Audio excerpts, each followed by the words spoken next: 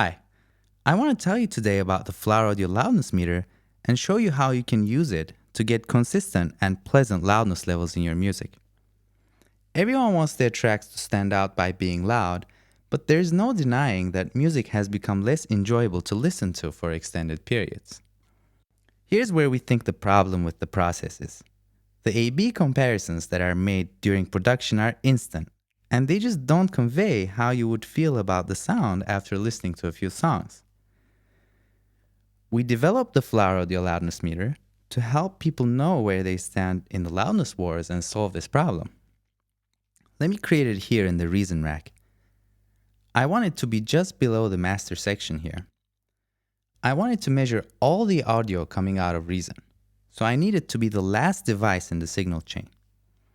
To achieve this, I unplug the master section's output and connect it to the input of the loudness meter instead. And I connect the output of the loudness meter to Reason's output. I have some audio tracks here, and these are some of my favorite songs. I've aligned each one here so that the busiest parts of these songs will be within this loop. Let me play the first one and see its loudness level. The loudness meter has two loudness algorithms. The perceived loudness employs an algorithm that's been shown in scientific studies to match people's perceptions of loudness. It makes the frequencies above 1 kHz more important in the calculation, and it doesn't care about the very low frequencies. The RMS algorithm is the same, except it doesn't do this way. We've called it the loudness meter, but the max peak section is also very useful. It shows you how far you are from clipping. I can see here that the music is 0.2 decibels from clipping, for example. The time window option here selects how long the loudness and the maximum peak will be calculated over. Longer windows will give you a more stable number. I want to play these other songs too, but this video isn't about criticizing certain artists.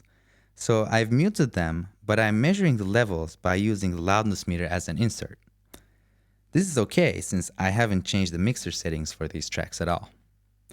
You'll notice that this song, Lack of a Better Name, is much less loud than the song Fall. Part of the reason for this is that it peaks only at -4.1 decibels. So normally I just normalize this audio clip and then measure the loudness. But instead I can use the display mode button here, and this shows what we call the local dynamic range of the audio, and it's the difference between the maximum peak and the loudness level. Apart from the fact that the sign is changed, it's the same thing as normalizing the audio first and then measuring the loudness level. If I do the same with this one though, there's no change because this track is already peaking at 0. But you can see that even with normalization, Lack of a Better Name is a lot less loud than Fall. And indeed, I can listen to the album it's in for a very long time and keep enjoying it. While even though I like these other songs a lot, I just get tired of them very quickly. Let's also look at the RMS levels for these songs. You can see here that Lack of a Better Name and Fall have very similar RMS levels, but there's a mountain of difference in terms of how loud they feel to my ears even when they have the same peak level. And the perceived algorithm captures this very successfully. So I suggest you try this out too with your favorite songs. Now I'm going to open the file for the song we were just listening to, and I'm imagining I'm just done mixing it, and I want to get it to be a little louder before I finish it completely. I have the loudness meter connected between the master section and Reason's output as before, and I can see that my level is below my target. I'm going to create a maximizer and play with it to see if I can get it a little louder without compromising the audio quality.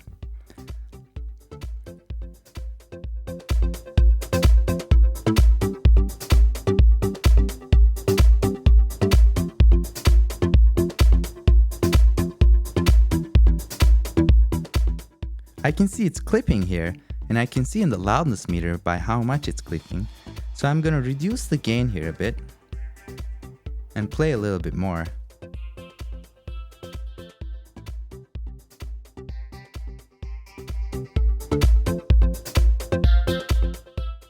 This is much better.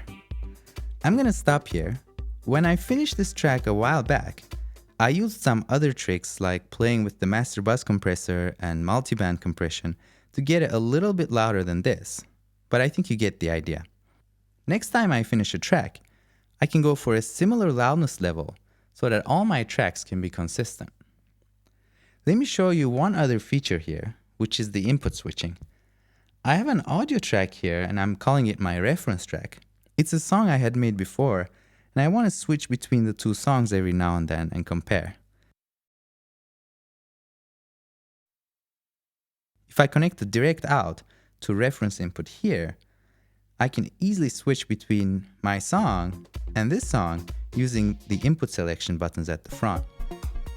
Now, the aim here is not to copy something I had done before or to copy someone else's track another time, but to challenge myself and hear the differences between these two tracks. Many professional mixing engineers do this, and they swear by this method. And the loudness meter makes it very easy to do this in Reason. I hope you enjoyed this video and that you'll try or buy the loudness meter at the Propellerhead shop. And we appreciate your feedback and suggestions at flower@flowerradio.com. Thanks.